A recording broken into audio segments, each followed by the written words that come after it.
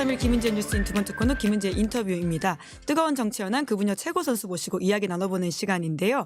오늘은 윤석열 정부의 본질을 앞서서 파헤쳤던 두 사람을 모시고 이야기해보려고 합니다. 두 분 안녕하세요. 네, 안녕하세요. 네, 봉지욱 기자시고요. 그리고 조성은 올마이티 미디어 대표님이십니다. 네, 많은 분들은 이제 공익신고자 조성은으로 예. 기억을 하실 것 같아요. 네, 고발사주 사건을 드러내면서 윤석열 검사의 어떤 민낯을 가장 먼저 보여주신 분이라고 할 수 있는데요.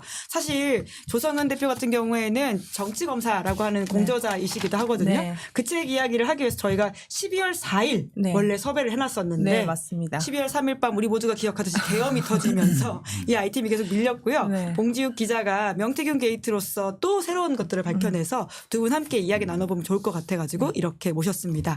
조 대표님 저희 그래도 유튜브 처음 나오셨는데요. 한번 인사해 주시겠어요? 여기 보시면 됩니다. 네. 안녕하세요. 조성은입니다. 네, 이제 뭐 고발사주 사건 이제 벌써 이제 항소심 결과 났고 상고심 가고 있는데 그동안 뭐 증인 책 쓰고 뭐 이런 시간을 보냈는데요. 제가 시사인 유튜브를 다 나와보고 너무 영광입니다. 와주셔서 저희가 영광입니다. 네. 두 감사합니다. 분의 케미를 잘 좀 부탁드리겠습니다. 네. 네, 원래라면 명태균과 이런 이야기, 고발사주 이야기를 해야 되는데 네. 오늘 현안이 현안이다만큼 네. 이야기 먼저 할 수밖에 없을 것 같아요. 윤석열의 민낯을 보여주는 또 다른 장면. 오늘 제2의 바이든 날리면 사태 터진 거 아닙니까? 네. 김용현 전 장관이 주장하기로는 이제 끌어내라고 하는 것이 의원이 아니라 요원이었다라고 하는 건데요. 그 말 어떻게 평가하십니까? 그러니까 뭐 평가를 할 만한 발언은 아닌 것 같은데, 그러니까 앞으로는 이재명 요원으로 부릅시다. 아, 이제 국회의원들은 다 요원이라고 부르면 된다. 정청래 요원. 네, 권성동 요원, 권영세 요원. 네. 그러네. 권성동 요원님께서 예. 네. 왜 그런지 모르겠지만 하여간 국민들을 너무 무시하고 낮잡아 보는 행위다라고밖에 생각이 안 되죠. 네. 그래도 법원 관련 취재 오래 하셨잖아요. 저런 행태가 실제로 이렇게 영향을 미칠 수 있나요? 결과에?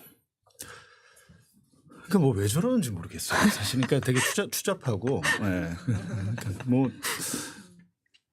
참 뭐 말을 하기가 그렇습니다. 그냥 네. 어차피 나중에는 지금은 저런데 윤석열이 이제 파면이 되면 형사법정에서 그러니까 자기들의 내란 형사법정에서는 서로 살려고 서로를 죽이는 상황이 올 것이다. 저는 그렇게 생각합니다. 오늘은 사실 김용현 전 장관이 윤석열 대통령 편을 들어주는 것처럼 메시지를 내지 않았습니까? 증언을 한 것 그런데 같긴 해요. 김용현 입장에서는 윤석열이 살아 돌아오거나 또 두 가지죠. 윤석열이 살아 돌아오든지 그거는 뭐 확률적으로 좀 낮아 보이니 그렇다면 다음 대선에서 어찌됐든 국민의힘이 정권을 재창출해야 내가 살 거다라는 거잖아요. 지금 더군다나 오늘 이재명 대표가 내란범은 사면하지 않겠다. 내가 대통령이 된다 하더라도 공언을 했잖아요. 기자들한테. 그런 상황에서 민주당이 집권을 한다거나 뭐 이재명이 대통령이 된다고 하면 우린 진짜 끝이구나라는 생각을 하고 그러니까 내가 살 길만 찾는데 결국에는 그 사람들이 윤석열이 파면된 순간부터는 각자 도생의 길을 갈 것이다. 저는 그렇게 보죠. 네. 조 대표님은 어떻게 보셨어요?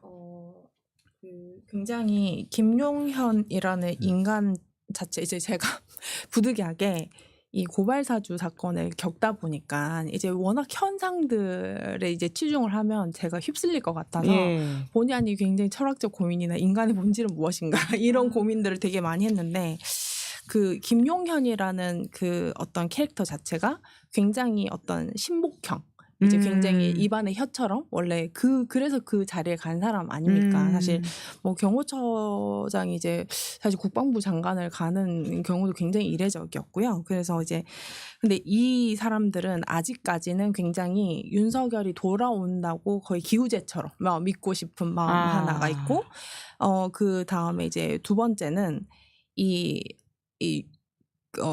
어떻게 보면 사실관계를 밝히는 것보다는 자신의 충성심을 공고하게 하는 것이 훨씬 더 유리하다라는 그런 판단을 내린 것 같아요. 그렇지만 이제 그 뭐 아무리 이제 그 우리가 이제 미뤄졌던 개업날 그 다음날 아침에 굉장히 당혹했던 우리 그 기자님 목소리도 기억이 나는데 이것은 다 상식선에서 판단이 될 겁니다.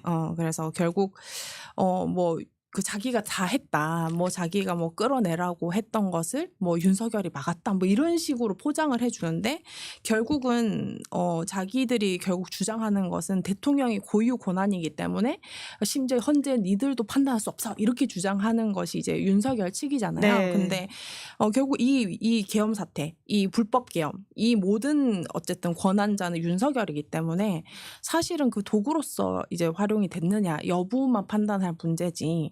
뭐 요원, 의원, 뭐 바이든 알리면 이런 이제 굉장히 근데 말씀하셨듯이 너무 추잡스러워. 너무 추잡스럽다. 평가가 필요하지 않은 그런 류의 발언이다라고 하시는 네. 건데요. 근데 방금 봉지욱 기자님께서 홍사훈 TV에 있다 오셨나 봐요. 댓글창에 네. 또 금세 어떻게 이렇게 네. 온 거냐 하는데 굉장히 가깝습니다. 가깝고 예, 제가 저희 사실은 생방송 이렇게 진행 연속으로 중입니다. 어디 나가거나 하지는 않는데 오늘 공교롭게 그렇게 됐습니다. 아유 고생이 공교롭게. 많으십니다. 와주셔서 저희가 감사드리죠. 예. 근데 어제 또 홍장원이라든지 곽종근이라든지 이런 사람들의 진술을 보면 충분히 윤석열이라고 하는 자의 거짓말이 반박당하고 있다라는 생각이 드는데요. 어제 좀 국조 측에서 나왔던 발언 중에서는 봉지욱 기자님도 원래 특히나 청문회 좀 나가보셨잖아요. 어떤 말들이 좀 집중해서 보면 될까요? 홍정원 차장이죠. 홍정원 차장 AI 뭐 해가지고 굉장히 목소리가 굉장히 좋으시더라고요.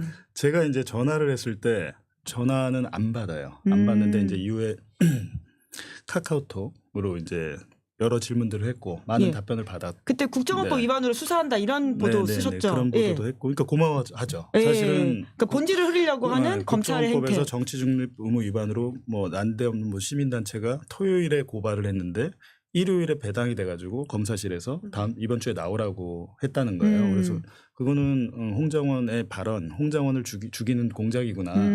그리고 스카이데일리란 매체에서 홍정원이 대북공작금을 뭐 착복했다 등등등등 이렇게 쭉 기사가 나와요. 이거는 거기 저희 보도도 가짜뉴스 쓴데요. 그러니까 스카이데일리란 매체 자체가 저는 그 사람들이 정말 존재하는 기자인가?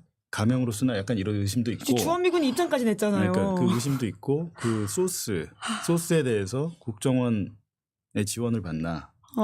사실상 국정원이 운영하나 이런 의심까지 들 정도의 왜냐하면 부정선거 음모론의 진원지 같은 곳인데 거기가 딱 그러자마자 절대로 취재로 알 수 없는 홍장원의 개인 인적 사항 뭐 여러 가지 뭐 근무 거기서 때문에 그런 보도를 했나요? 그걸 한 거예요. 예. 그래서 이제 이걸 봤을 때는 전방위적으로 국정원에서 홍장원 죽이기에 들어갔다라는 판단이 있었고 제가 그때 이제 그 기사를 썼는데 그 기사 나가고 그 당일날인가 검찰에서 전화가 왔대요. 홍장원 네. 1차장한테요? 네, 천천히 나오셔도 될 것 같다고. 그러니까 홍장원이 만약에 그때 검찰 조사를 받고 바로 구속이 됐다면 홍장원은 뭐 어제 사실상 특위의 발언을 하지도 못했겠네요. 뭐 발언 모르겠습니다. 어찌됐든 굉장히 위축되잖아요. 그럼요. 사람이. 예. 아무리 예. 자기가 국정 1차장까지 했지만 그리고 더구나 이분은 철저하게 보수인 사람이에요. 사실 어제도 그런 네. 면모가 많았죠. 간첩만 잡고 살았잖아요. 간첩만 잡고 살았고 자기는 또 윤석열 대통령 좋아했다 뭐 이렇게 발언하잖아요. 상당히 좋아했다. 근데 시키는 거 다 하고 싶었다. 취향 독특하다고 하십니다. 근데 그 사람 이제 그분이 정말 이건 아니다. 이거는 대한민국이 아니라 정치인 체포 이거 지시한 건 이건 북한이잖아라고 네. 얘기를 했잖아요. 북한 모의부 평양 이런 그 이야기 얘기는 했죠. 이제 해석을 해보면 윤석열이 김정은이 되려고 하니까 난 그건 반대한 거야. 이제 이런 말을 한 거죠. 찐 보수, 네. 찐 군인. 네. 하여튼 뭐 예. 그렇습니다. 홍장원 차장과 그러면 카톡으로만 주고받고 취재를 좀 하셨던 건가요? 글쎄 뭐 소주 한잔 하자 그러는데 연락이 없네요. 아직. 내란이 진압된 후에. 근데 일단은 보니까 굉장히 목소리가 좋으시더라. 그리고 굉장히 그냥 정말 뭐라고 할까 이국면에서 보수의 가치를 지키는 사람들은 저런 거구나라고 하는 걸 좀 드디어 정상 범위에 들어가는 어떤 보수 가치를 봤다 이런 느낌이 좀 들기도 하던데요. 네. 어떻게 보셨습니까? 사실 제가 이제 고발사주 사건 역시나 굉장히 이제 어떤 보수적인 가치, 헌법 질서, 이제 법의 질서, 그 다음에 어떤 선거 중립 의무, 검찰의 선거 중립 의무 이런 것들이 사실 굉장히 무시되지만은 저는 그 어떤 과정 안에서 정치인, 법조인 출신 정치인 외에 법조인이 누구 하나 법조인은 이러면 안 되는 거 아니냐라는 그 말을 사실 굉장히 기다렸었는데 예. 그 시기에는 대한변협도 손준성 뭐 이제 구속하지 말라고 입장문 내고 뭐 이런 그런 과정들이었어요. 그래서 사실 굉장히 제가 내가 뭘 하고 있지, 내가 되게 허탈하고 굉장히 가치없는 일을 하나 이런 그게 있었는데, 그래도 어저께의 그 어떤 청문회 과정에서는 그래도 이제 그 어떤 사실 우리나라 안보의 최전선에 있는 분들이 그래도 저 정도의 신념을 갖고 일하시는, 음지에서 일하시는 분들이 있구나, 이런 부분들이 있고요. 그리고 제가 이제 하나 또 좀 지적하고 싶었던 것은, 아까 이제 말씀을 하셨듯이 뭐 스카이데일리 이런 이제 얘기를 하는데, 우리는 기억을 해야 됩니다. 왜냐하면 시발단, 예, 예전 그리고 2012년 국정원 댓글 부대, 박근혜 원세훈 처벌받았고, 시발단 굉장히 오랜만에 듣는 왜냐면은 이름이네요. 저도 그때 이제 그 윤석열 캠프랑 이제 어떤 대선 국면에서 굉장히 조직적이고 어떤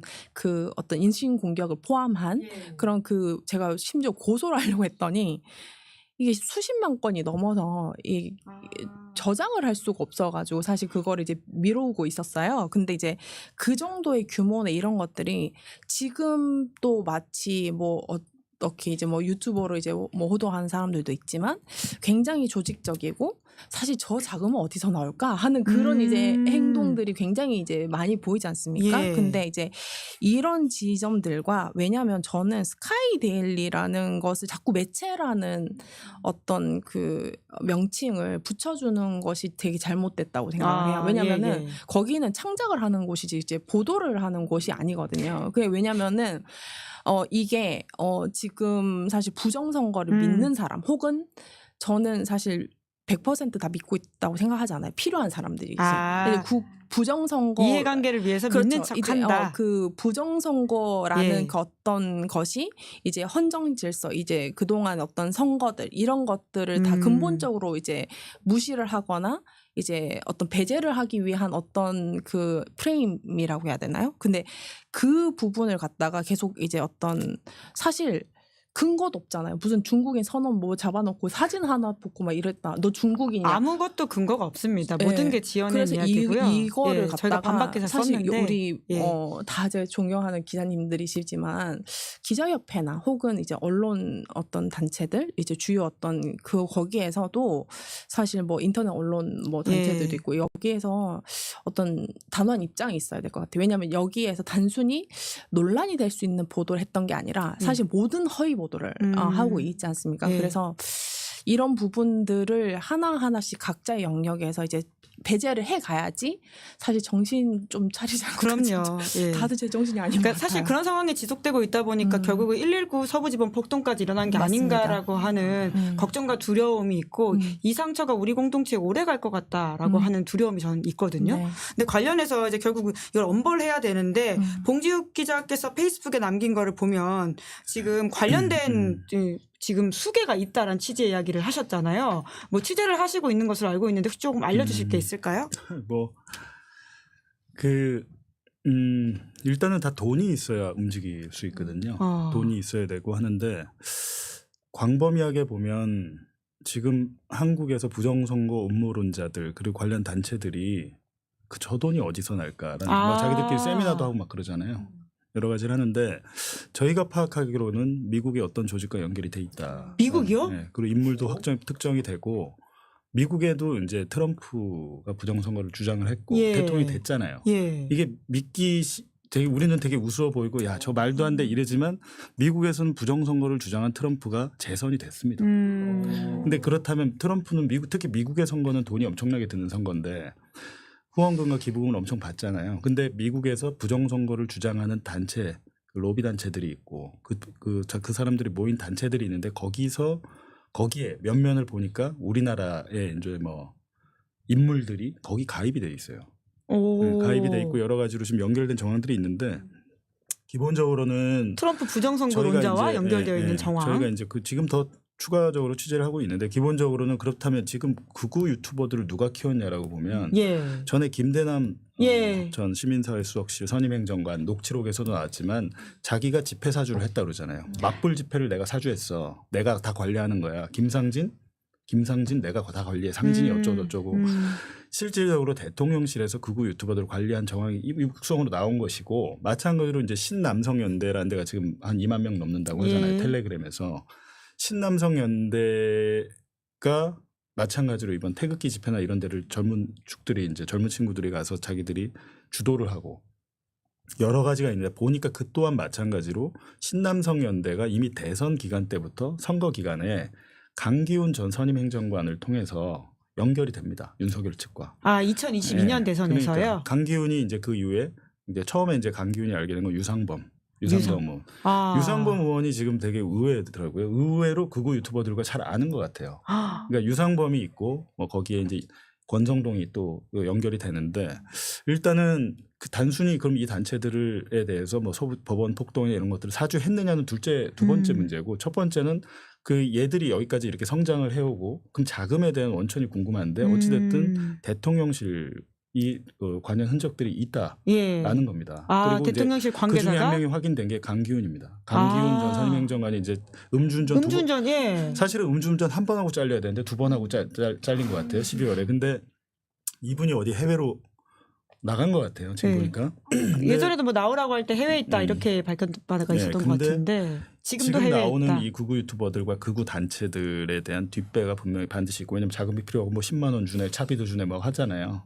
이제 그런 것들이 반드시 이제 연결이 된 지점들이 보이고 그 중에 한 명은 이제 강기훈인데 강기훈은 몸통이라고 보긴 그렇고요. 근데 그 뒤에 또 이제 누군가가 보여요.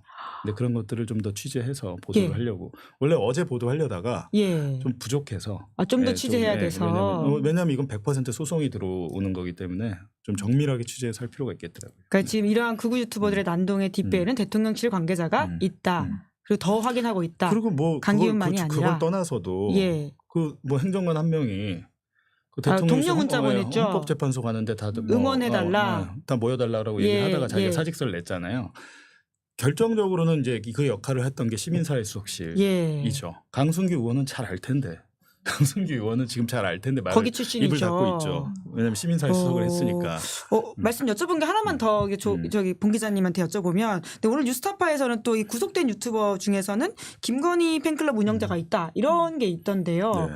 그건 또 어떻게 저희가 읽어야 되는 기사입니까? 그러니까 그 김건희 팬클럽의 운영자가 거기 왜 갔을까를 한번 생각해 봐야 될 것 같아요.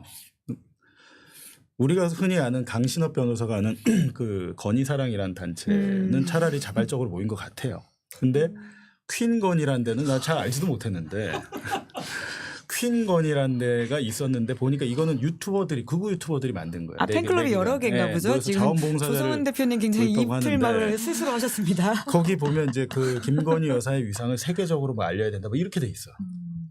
그러니까 강신업이 하는 그 건희사랑이 마음에 안 들었던 것 같아요. 김건희가 이거 좀 촌스럽네.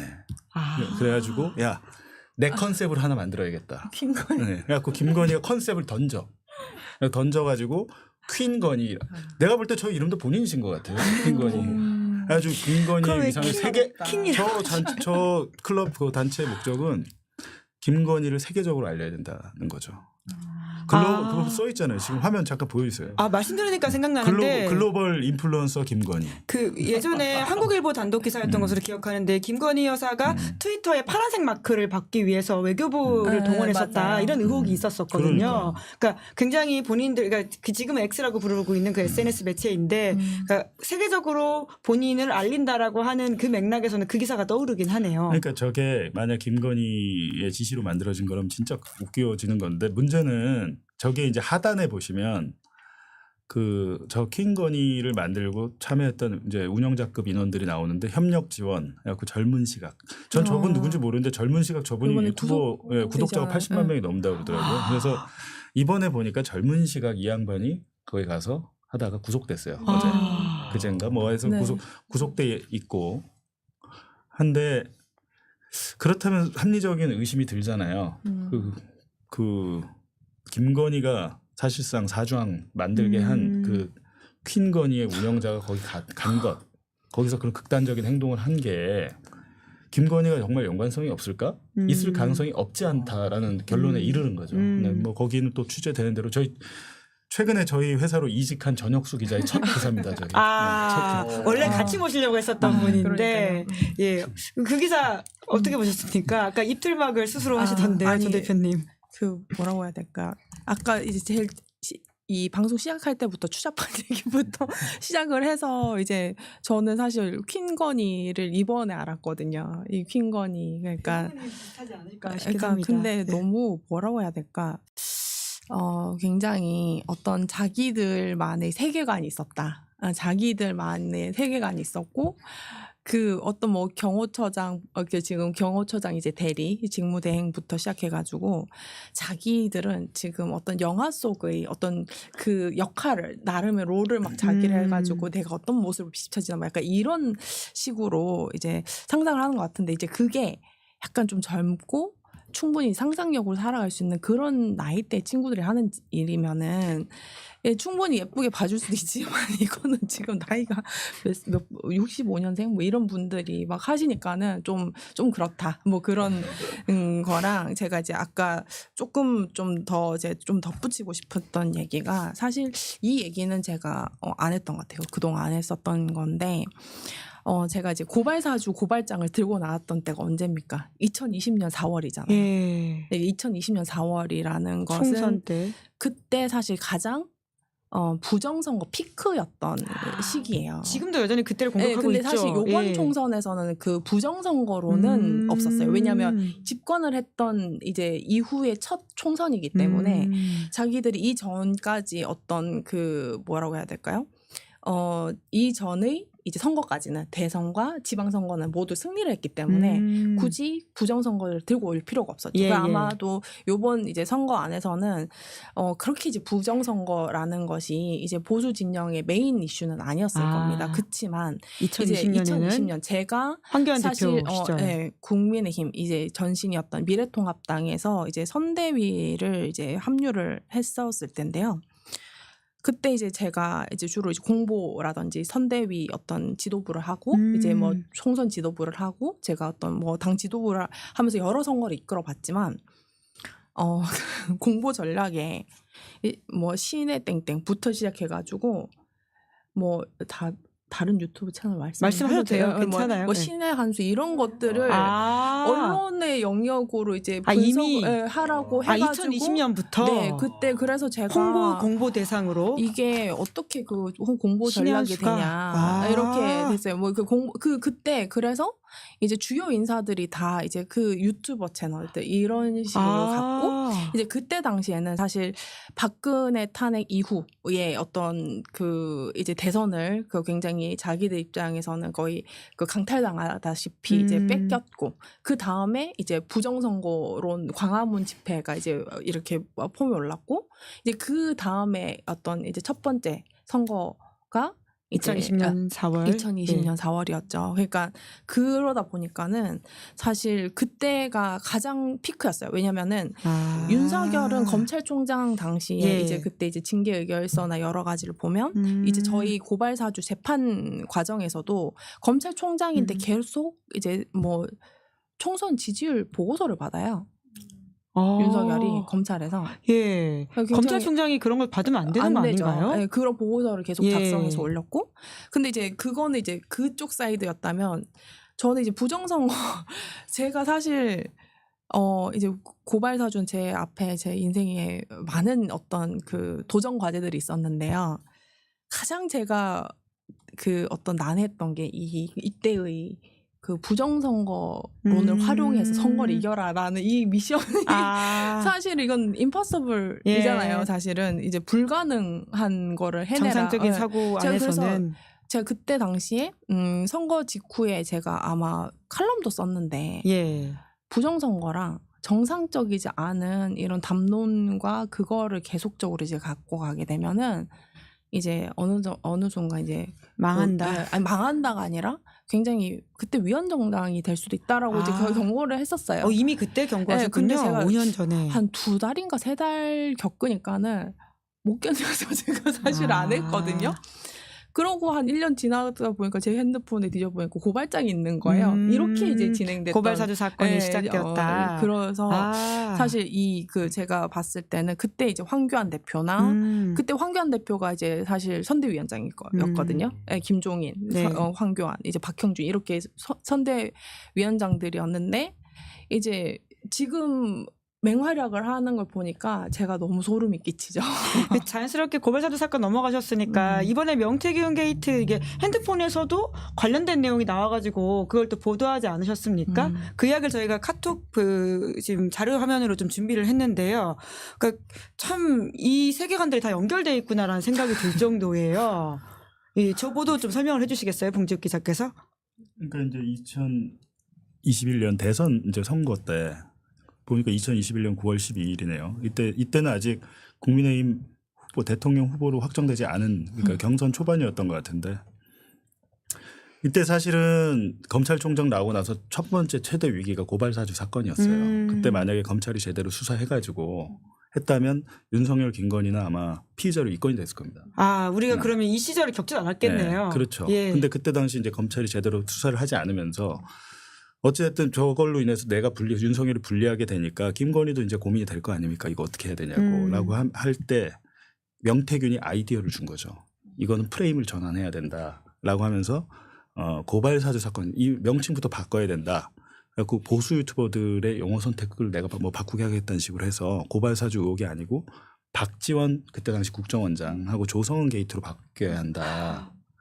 자, 그래갖고 박지원이 사주를 해가지고 예. 조성은한테 시켜서 그럼 둘이 짜가지고 예. 윤석열을 죽이려고 한 거다라고 했는데 재밌는 거는 저희가 저 시기 대화 시기 때 실질적으로 저 당일인 것 같아요. 9월 12일에 김기현 당시 원내대표였나? 그래서 기자회견을 해서 김기현 요원. 예, 김기현 요원이 기자회견을 열고 이 사건은 박지원 게이트라고 기자회견을 해요. 공교롭게 이게 딱 맞네요. 네, 딱 맞아요. 와. 앞뒤로 해서 딱 예. 맞는데 명태균이 유독 언론의 언론 플레이 얘기를 많이 하거든요. 언론 플레이가 중요하다. 그러니까 명태균은 여론조사를 통해서 여론을 조작하거나 뭐 어떤 방향으로 이끌고 그리고 두 번째 언론 플레이를 잘하는 의원들을 활용해야 된다. 뭐 이태원 참사에 있어서는 언론 플레이 잘하는 애들을 전면 배치해야 된다. 뭐 이런 식으로 해서 특정 사건의 뭐 네이밍을 바꾸게 한다거나 아니면 뭐 보수 유튜버들 특히 보니까 명태균은 고성국이랑 친합니다 보니까 네, 고성국이랑 이미 그때 친해요. 그러니까 고성국 TV 그분이 결국에는 그 KBS의 라디오 진행자로 발탁이 되잖아요. 예. 근데 그런 과정 자체가 보니까 명태균과 연결된 사람이 너무 많은 거예요. 지금 윤상현은 무소속으로 당선이 됐는데 아직 복당을 못할 때였잖아요. 윤상현을 복당시켜주고 당시 윤석열 후보와 만나게 해준 것도 명태균입니다. 저기 보면 명태균이 만나보라고 한 것 같아요. 그러니까 이제 당시에 윤석열 후보가 오늘 뭐 저녁에 만나기로 했다고. 그러니까 윤석열을 만나기로 했다고. 예. 만나기로 했다고 하잖아요. 근데 그런 것처럼 보니까 킹메이커가 김종인이 아니었구나. 퀸권이 킹메이커. 오늘 여러 개 나옵니다. 킹메이커가 명태균이었다. 이게 제가 굉장히 찹찹하시겠어요. 저 그러니까 보시면서. 제가 저거를 드디어 발견을 한 거죠. 우리 봉지혁 기자님 덕분에 제가 이제 사실 이 사람이 당하면은 감이라는 게 있어요. 뭐가 있는데 하고 이제 근데 사실 그 어떤 것을 제가 뭐 수사기관도 아니고 어떤 기자도 아니다 보니까 제가 직접 찾기는 굉장히 사실 어렵잖아요. 근데 이제 여기서 튀어나올 줄은 몰랐어요, 사실. 근데 이제 제가 이 부분들이 굉장히 중요한 지점인 게 저희 사건이어서 중요하다가 아니라 사실 그 이전에는 이 명태균이 마치 그냥 여론조사 어떤 기관을 이제 표방하면서 뭐 이제 약간 좀 데이터 손 좀 봐주고 이렇게 하는 그 이제 로데이터를 이제 제공을 하는 정도의 관계성을 이제 계속 주장을 해왔고 막 이렇게 됐지 않습니까? 근데 사실 저 때는 우리 기자님이 말씀을 해주셨듯이 사실 이 대선 과정과 지금 과정에서 이 윤석열 을 직접 겨냥하는 유일한 어떤 범죄가 사실 고발 사주였거든요. 예, 그 그렇죠. 나머지는 사실 뭐 김건희에 관한 어떤 뭐 여러 이제 그 뭐 의혹들. 의혹들이었지만 이제 윤석열과 검찰총장 시절을 직접 겨냥하는 사건이 사실 고발 고발 사주 사건이죠. 사주였거든요. 근데 이것에 대해서 자기가 사실 그 어떤 프레임 전환을 해라 이렇게 해라 했던 것은 이 단순히 어떤 여론조사를 제공하는 걸 넘어서 이제 이거에 대해서 훨씬 더 이제 그 근본적으로 내가 이 여론을 보니까 이거를 몇 번 돌려보니 정치 공작으로 인지하는 이제 뭐 그 여론조사가 더 높게 나왔더라 이런 수치를 객관적으로 계속 판단을 하면서 했다는 것은 굉장히 이 사람이 지위나 이런 것들이 대통령 경선 시절부터 굉장히 밀접하게 되어 있다. 예, 명태균과. 그래서 명태균과 예. 이제 그렇기 때문에 이런 부분들을 굉장히 이제 훨씬 더 이 뭐 청탁 관계나 이런 것들이 밀접하다는 이제 어떤 단서가 될 수도 있을 것 같고요. 그 다음에 이제 사실 이 그 정치 공작이라는 프레임 그리고 뭐 박지원 뭐 전 국정원장님과의 뭐 어떤 그런 것들을 하면서 이때 누가 첫 등장을 하냐면 정치공작 특별위원장으로 대책 특별위원장 김홍일이 이때 처음 등장을 해요. 지금 윤석열 그 지금 헌재 심판에서 네. 변호를 맡고 있는 사실 뭐 지금 형사재판도 뭐 윤석열의 남자가 김용현 같지만 사실은 김홍일이었지 않습니까? 예. 그래서 이 사람이 저 고발을 했어요. 박 전 대표님이랑 왜 박지원 원장이 왜 고발했냐? 뭐 국정원법 위반으로 그거 다 무혐의가 나왔거든요. 그러니까 무고잖아요. 근데 공익신고자의 그때 지위를 이미 제가 확정을 된 상태였단 말이에요. 그럼 공익신고자가 이제 뭐 법원 판결로서도 다 확인이 됐는 사람을 고발한 사람이 첫 번째의 공적 직책이 권익위원장입니다. 그러니까 공익신고자를 고발한 이제 그 어떤 그러게 원래 권익위가 그런 역할을 그렇죠. 하는 곳인데 그러고 그때 제 잘 하다 보니까 뭐 예. 방통위원장부터 이렇게 했는데 사실 이 뭐 고발 사주 대응하는 이런 과정들이 약간 이 정권의 약간 서막 아니었나. 예, 다 전조였네요. 그때 이걸 제대로 처리했으면 우리가 이런 험한 꼴을 지금 안 당하고 있을 텐데 그렇죠. 라는 생각이 참 많이 드는데 그래서 검찰개혁 이런 이야기를 계속하게 되는 것도 있는 것 같고요. 그런데 지금 명태균 씨가 오히려 검찰개혁의 필요성을 느끼고 있는 것 같아요. 본인이 겪어보니까 검찰이 자기한테 황금폰 전자레인지 돌리라고 했다는 등 증거인멸 지시했다는 주장하고 있지 않습니까? 그러니까 제가 통화했을 때 그 얘기를 해줬거든요. 검찰이 나중에 당신 아니, 핸드폰을 당신 구속되면 예. 많이 후회할 거야. 그러니까 구속되기 전에 기자회견 열고 모든 걸 다 말해라. 안 그러면 구속되면 말할 기회도 없어진다. 라고 했는데 그 구속되기가 얼마나 힘들어요. 지금 나오고 싶어서 뭐 석보석 신청하고 했잖아요. 근데 법정에서는 자유롭게 말을 할 수 있으니까 그 중에 이제 하나를 한 거죠. 약간 하나를. 윤석열과 비슷하네요. 네, 하나를 한 건데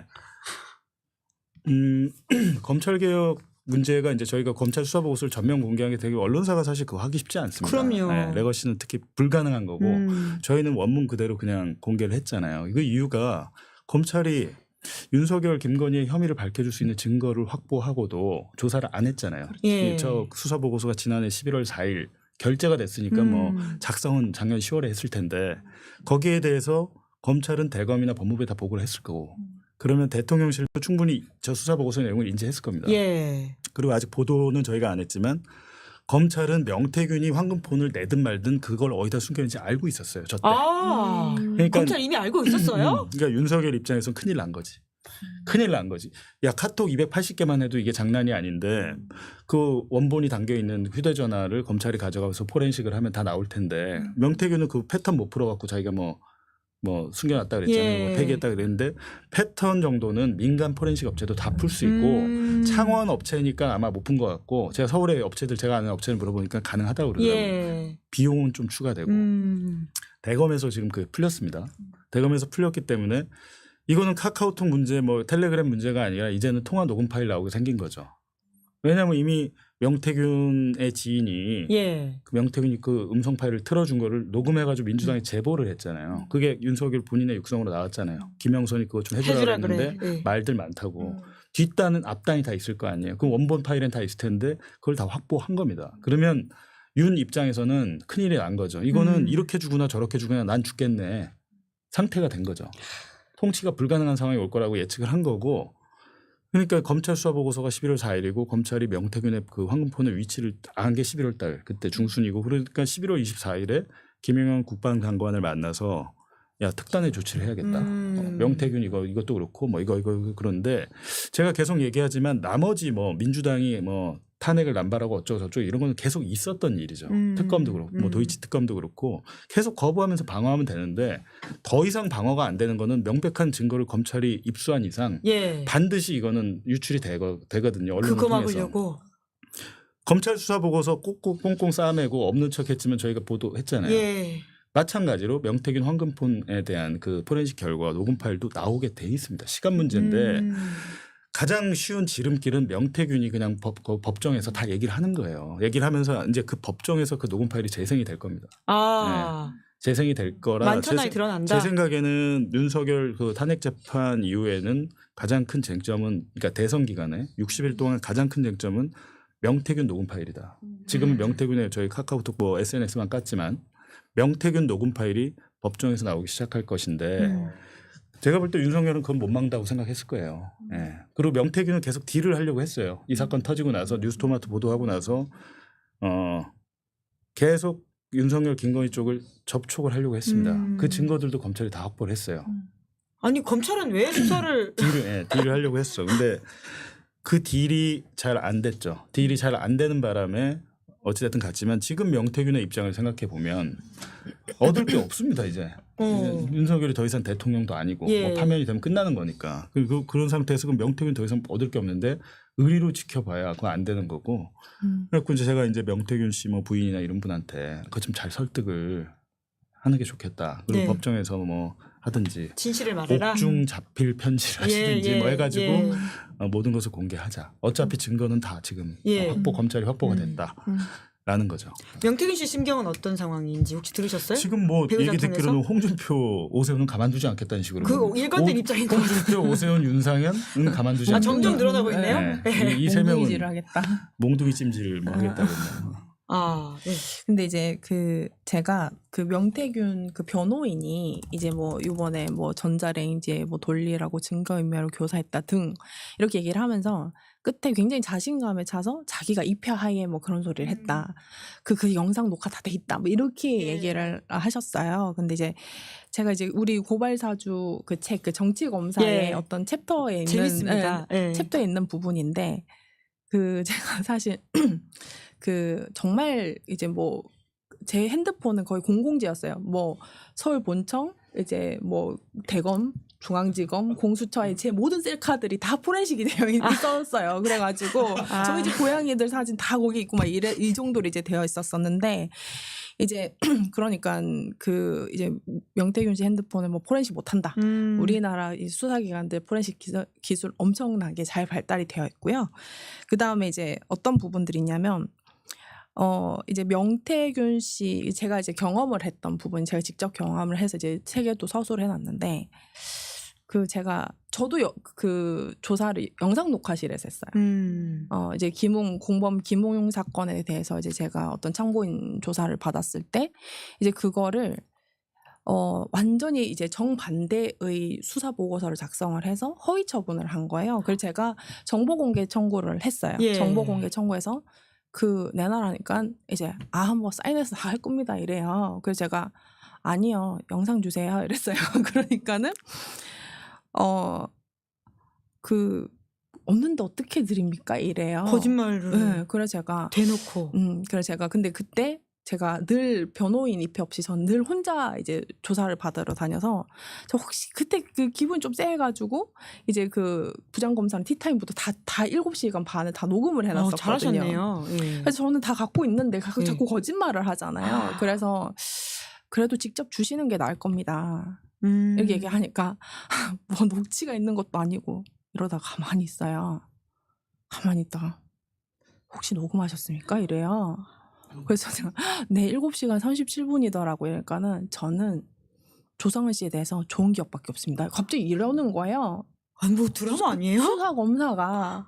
근데 그래서 직전까지 제가 거짓말하다가 그래서 녹음하는 거 아니고. 그러니까 제가 검사님 제가 이 부장부터 사고를 쳤는데 본인 목소리만 방송 나오시면은 이거 너무 언페어한 거 아닙니까? 하면서 제가 그러니까 원본 다 주세요. 제가 이렇게 얘기를 했어요. 그러니까는 막 상의해 보겠습니다. 저는 조성은 씨에 대해서 좋은 기억밖에 없습니다. 이거 7번 얘기를 했어요. 그러니까 무슨 얘기냐면 영상 녹화실에서 영상을 녹화를 했다. 사인했다. CD에서.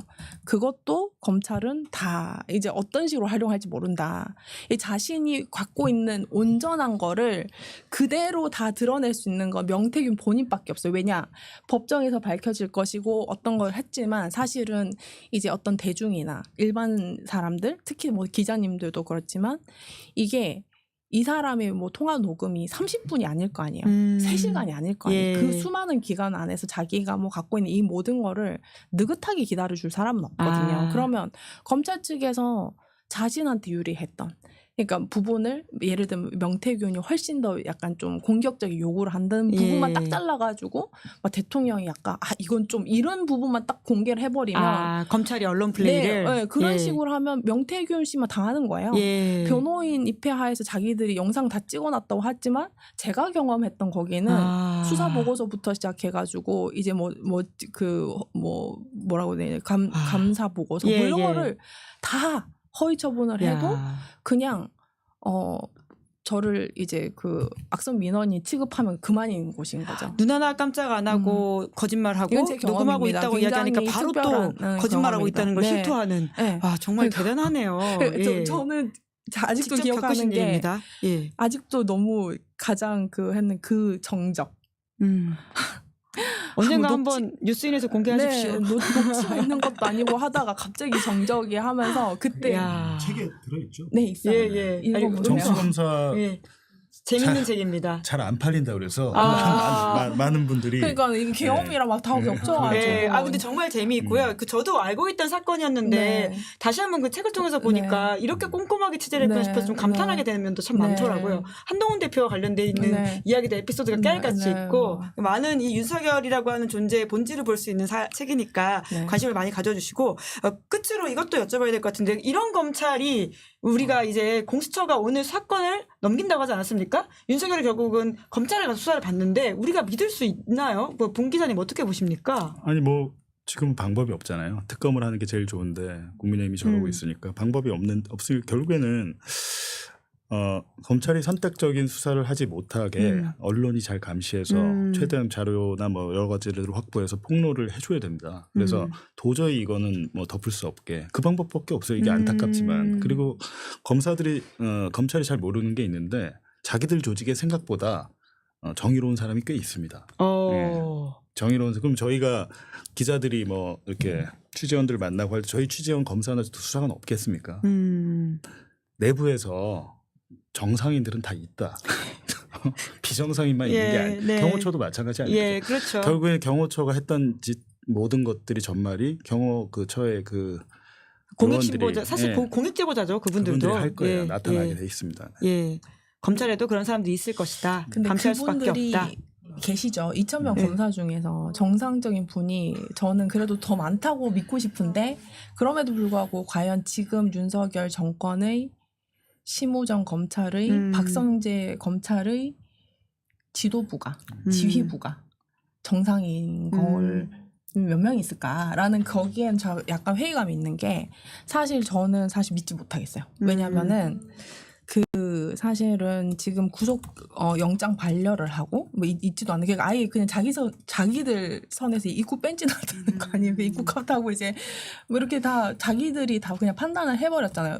다 부적절하다고 해도 사실 그럼 다시 청구해 보든가 이렇게 하는데 저는 사실 28일 뭐 26일 뭐 구속기간 뭐 연장이 되느냐 안 되느냐 이런 것들 그리고 저는 아직까지 저 이제 골방에 갇혀 있을 양반이 아닌데 아직까지 구속 적부심 청구하지 않은 걸 보면 이 윤석열이 그 사실 이제 추미애 장관이 진행했던 그 징계 사건 예. 이게 행정 소송을 했는데 1심에서 패소를 했습니다. 예. 그리고 정권이 바뀌어서 2심에서? 법무부 장관이 예. 한동훈일 때 2심을 해서 한동훈이 어떤 대응도 하지 않아 가지고 그게 사실은 어떤 그 이제 패소할 결심 이때 패소할 이렇게 결심 나왔었죠. 이래서 이제 패소를 했는데 사실 그런 식으로 사건을 정리하는 데는 귀재들이기 때문에 안심해서는 안 저는 된다. 이제 어떤 명분, 그러니까 요번에 뭐 구속적부심을 검찰로 이첩을 했을 때, 혹은 검찰 조사를 들어갔을 때 한 번 자기가 응해주고 명목상이라도 응해주고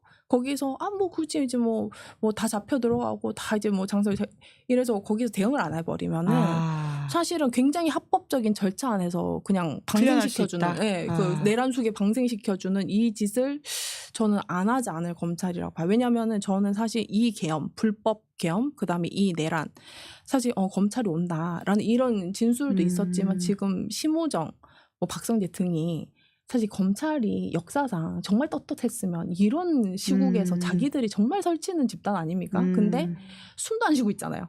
공수처가 막 몇천 명 끌고 막 가도 일단 뭐 자기들은 숨도 안 쉬고 있고 조용하게 이제 뭐 자잘한 기각만 하고 있고 이랬었는데 저는 약간 세요.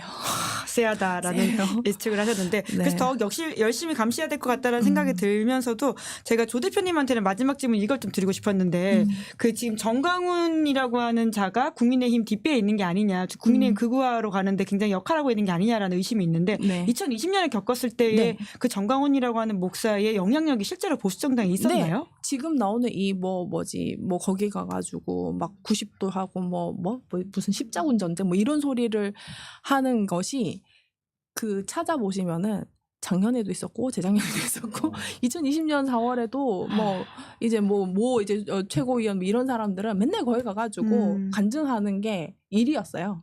근데 이제 그때와 지금의 차이가 뭐냐?